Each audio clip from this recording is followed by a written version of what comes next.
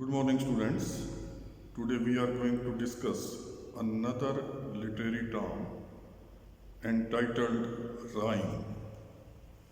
The repetition of the last stressed vowel and of all of the speech sounds that follow that vowel is called a rhyme.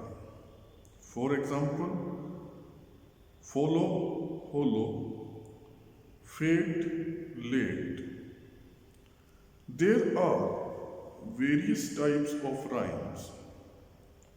Some are distinguished by their position, such as end rhyme, one which occurs at the end of the line of a poem, internal rhyme, leonine rhyme, and beginning rhyme. An example of internal rhyme which occurs within a verse line is sister, my sister, fleet sweet swallow. The coming stanza from S.T. Coleridge's famous poem explains the use of internal rhyme as well as end rhyme. In mist or cloud, on mast or shroud, it passed for vespers 9, whilst all the night through fog smoke white glimmered the white moonshine. Here, internal rhyme occurs within line number 1 and line number 3, and the end rhyme occurs in the lines 2nd and 4th. Next is masculine rhyme. The rhyme which consists of a single stressed syllable is called masculine rhyme. For example, still, hill, bore, more. Next is feminine rhyme. It consists of a stressed syllable followed by an unstressed syllable. For example, ending, bending. The following stanza from Edward Lear uses feminine rhyme in the 1st and 3rd line and the masculine rhyme in the 2nd and 4th line. Here is the stanza. He has many friends, laymen and clerical.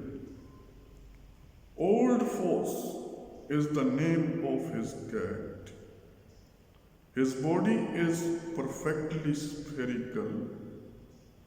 He weareth a runcible hat. Now we come to the next type of rhyme, I rhyme, such as weak, break, depend on, spelling, consists of those words whose endings are spelled alike. Perfect rhyme. If the correspondence of the rhymed sound is exact, it is called perfect rhyme or full or dry rhyme. And whereas imperfect rhyme is concerned, imperfect or partial or near rhyme. In this rhyme, the vowels are only approximate or else quite different.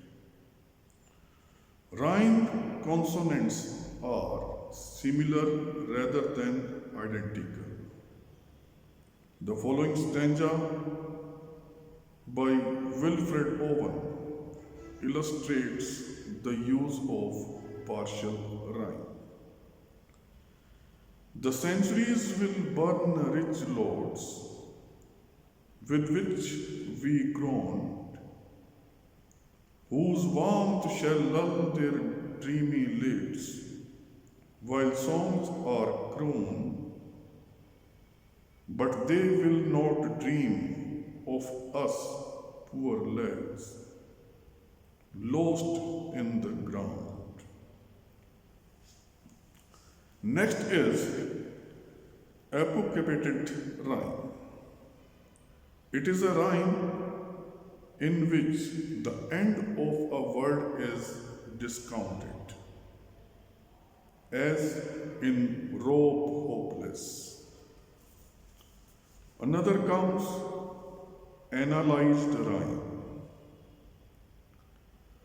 It is a complex arrangement of near rhymes in the four lines of a quatrain ending, for example, pass, relief, love, peace, etc. Identical rhymes.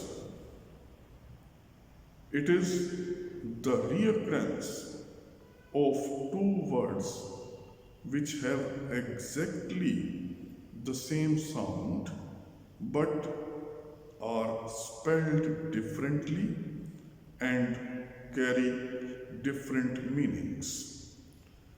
It is also called rhyme richer. For example, night, night, stare, stare, heart, heart.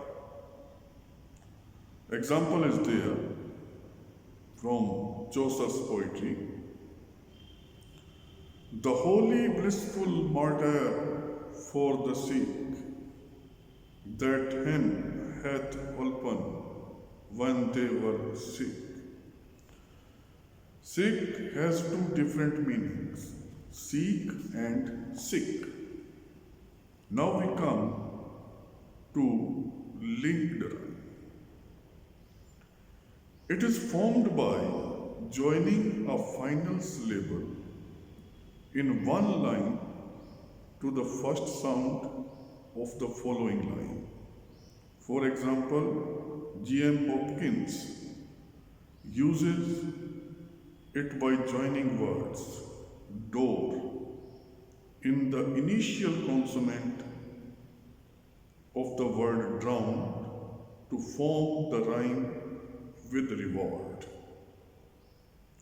Now, in the end, we are having para rhymes. In it, the consonants both before and after differing vowels are identical.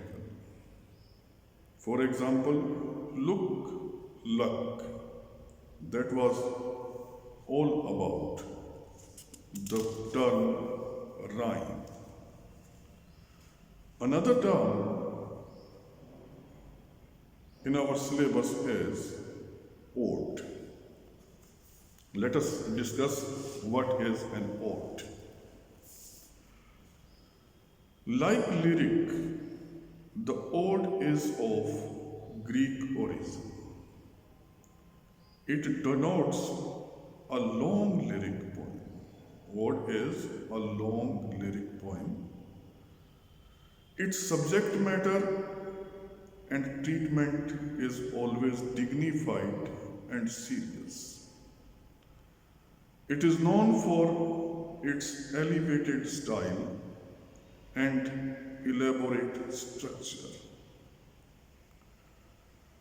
Norman Maclean says that this term now reminds us of a lyric which is massive, public in its proclamations, and Pindaric in its classical prototype. Some of the distinguished features of an ode are: number one, its subject matter is exalted one. Number two, it is elevated in tone and style. Number three, it is longer than a proper lyric. Number four, the expression of emotion has to be consciously impressive, elaborate, and diffuse. Number five, it is often in the form of an address. Number six, it is sometimes used to commemorate a very important public occasion. Number seven, the opening lines sometimes contain an appeal or an apostrophe. And number eight, sometimes its theme is an important event like a national jubilee, the death of a famous person, the commemoration of the founding of a great university. Now, the types of an ode. There are two types of an ode. Number one, the regular or Pindaric ode. Number two, the lesbian or Horatian ode. Whereas the regular ode or Pindaric ode is concerned, this type of ode was choric. It was sung to the accompaniment of a dance.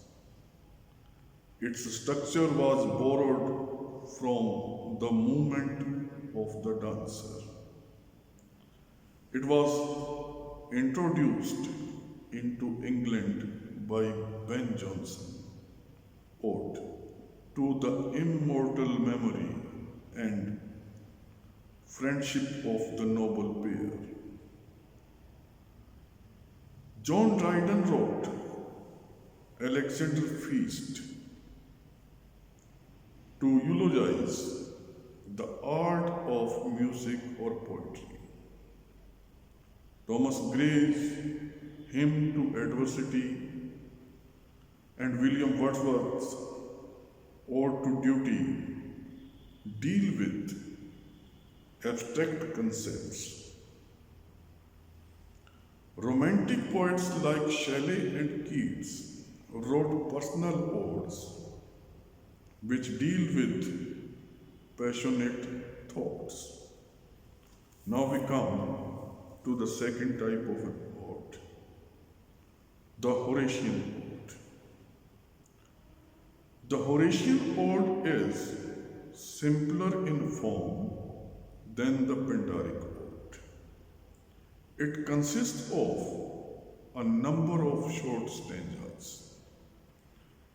The treatment is dignified and direct. The thought is clearly developed.